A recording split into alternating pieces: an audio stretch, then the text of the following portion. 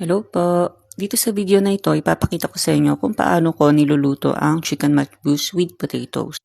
Yung chicken masbus po kasi, para siyang paella, magkahalo na yung chicken at saka kanin. Tapos, nilagyan ko siya ng potatoes. So dito, pinirito ko muna yung chicken at saka yung patatas para magamit ko rin yung mantika sa pagigisa, mas malasa siya. Ganun lang din po sa simula, sibuyas, tapos seeds kapag nag-brown na yung sibuyas. Tapos yung ginger and garlic paste. Mga 2 minutes lang po yung niluluto.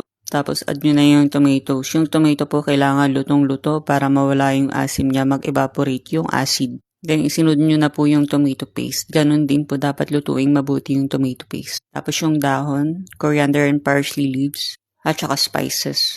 Tapos yung tubig, dapat sakto lang din yung gagamitin nyo para sa kanin. Para hindi kulangin at sumobra. Kasi yung sabaw po nun, yun gagamitin natin sa kanin. Ayan, pagkalagay nyo po ng sabaw yung kanin, pakuluin nyo lang po ng konti, ilagay nyo na yung tomatoes. Tapos kapag bumaba na yung tubig, pwede nyo na pong ilagay sa ibabaw yung chicken. Ilagyan ko rin po ng konting chicken oil sa ibabaw para mas mabango at mas malasa.